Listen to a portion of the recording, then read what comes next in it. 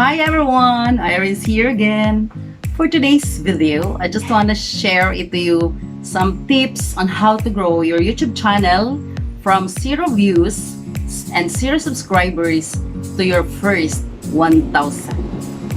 The standard requirements for YouTube is to have 1,000 subscribers and 4,000 watch hours. So reaching that requirements is not easy.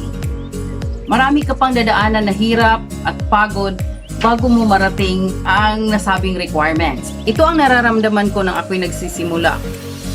Maliban lamang kung ikaw ay isang sikat, it would be already a great advantage to you. Madali mo ba lang makuha ang nasabing requirements? Now, going back to the topic, how to grow your YouTube channel. From your 0 views, 0 subscribers, how are you going to get your first 1,000? Now, what I am going to share to you are my personal experiences. You know, after I uploaded my first video, wala akong ginawa. Wala akong kaalam-alam kung ano-ano yung mga YouTube settings that needs to be fixed in order for your channel to be recognized or to be searchable. After 5 months, I uploaded only 8 videos. So, ibig sabihin, I am not consistent in uploading videos. Minsan nga, may isang buwan na hindi ako nakapag-upload. So, dapat, isa rin sa mga requirements is that you are consistent enough in uploading videos. So, paano marirecommend ni YouTube kung paminsan-minsan or madalang ka lang mag-upload ng iyong mga videos? So, after I discover or until I found time to do some researches, watching YouTube tutorial videos, I finally decided to take this seriously. So I come up to this conclusion and to help also your channel grow. So if you like this video, just click the like button and continue watching.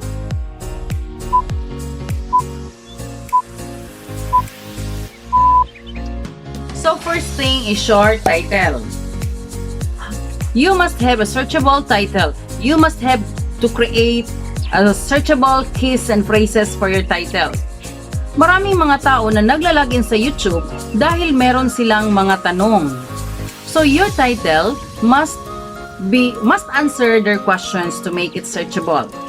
Now in my video, I have observed that there are lots of views those videos which are searchable compared to my first personal blog videos. So how are you going to make a searchable title? So for example, you can start your making title like this, how to. So that how to will answer to the questions for example, if they are asking about steps. Another also is simple and easy way. Simple and easy way. Or you can say the best way of. So those are some examples in giving a searchable title. Number 2 is the description. For me, I am only copying the title. Copying the title to my description and just adding 1 to 2 paragraphs. 1 to 2 paragraphs about the video. So, dapat meron ding laman ang description. Hindi lang basta nag-upload ka at hinayaan mo na walang laman ang description. So, your title and the description must be related or connected. Number 3 is the tags. I know that you are already familiar about tags. So, here in YouTube, it is also important to have tags. Now, in giving tags, you must have to choose the best keywords. Your title is how to plant Sansevieria plant. So, in your description, you are also talking about how to plant Sansevieria. Now, in your tags also, you must have to write or put how to plant Sansevieria plant.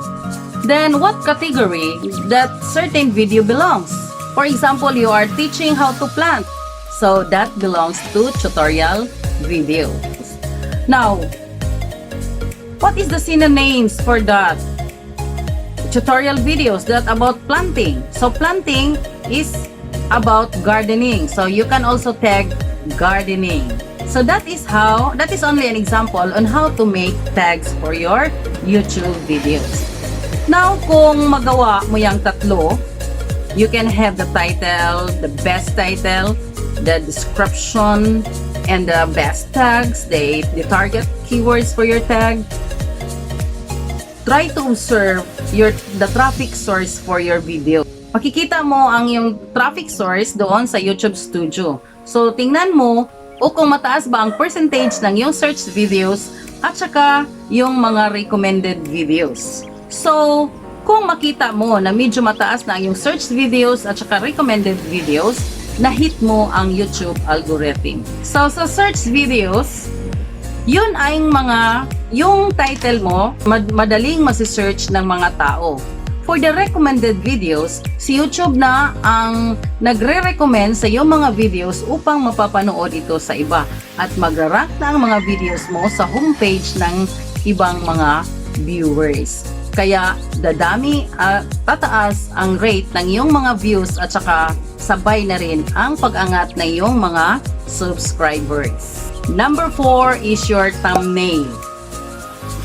You must also create a powerful thumbnail. So, for me, nung nagsisimula pa ako, hindi ko alam kung paano ang paggawa ng thumbnail. So, may nagtuturo sa akin kung paano ang pag-create, paggawa ng isang thumbnail. At unti-unti kong natutunan kung paano ang paggawa ng thumbnail. Hindi lang hahayaan mo na si YouTube lang ang mamimili kung ano ang video na makikita diyan doon sa homepage. Minsan may nakatanga lang tayo, so parang pangit naman tingnan. At saka yung nakanganga, parang pangit naman tingnan. So it is better na ikaw ang mag-create, magagawa ng mga thumbnail na dapat ang thumbnail mo ay may clickbait. Na ang isang viewers ay nanonood pa lamang pagkakita nila ng thumbnail, agad-agad na silang mapapaklik sa iyong video. That is a clickbait thumbnail. Fifth, yung panglima is the end screen. How important is the end screen for your video? Now, it is understood that it is end screen ay makikita ito sa hulihan ng iyong video. The end screen will feature your YouTube channel that guides to the viewers to subscribe kung hindi pa sila nakaka-subscribe sa iyong channel. And this end screen will autoplay the next recommended videos. So yung mga viewers hindi na maghanap kung ano pa ang titingnan nila, kung ano pa ang hahanapin nila, because at the end screen it will play automatically the next suggested videos. Those are my tips na talagang nasusubukan ko na on how to get my first 1,000 subscribers. At saka may pahabol pa akong mga secret tips. First is you have to attend to some live streamings of some YouTubers. Number 2 is makikipagkaibigan ka sa ibang mga YouTubers dahil sila din ay naghahanap ng mga kaibigan at saka mga magiging subscribers din sa kanilang channel. Then, pangatlo is makikipagkaibigan sa mga small YouTubers and commenting to their videos para makilala ka na andyan ka pala. Makilala ka nila na ikaw din ay isang YouTuber. So doon muna kayo makikipagkaibigan sa mga small YouTubers dahil talagang mababasa nila ang inyong mga comments. Pero kung doon na tayo sa medyo mga malalaking YouTubers, madami na kasi silang mga followers, marami nang nagko-comment at minsan hindi na nila mababasa dahil sa busy sila. The third is kung marunong kayong magdala kung paano ang pag-sub to sub, this will also grow your channel. Pero dapat tama ang pagka-sub to sub. So paano? Make a ninja account. Make a ninja account. Yun ang gagamitin mo para pag-sub to sub. Dahil kung yung sarili mong YouTube account ang ginagamit mo, kadalasan malalagas lang ang iyong mga sub to sub. So that ends my video today. Thank you for watching.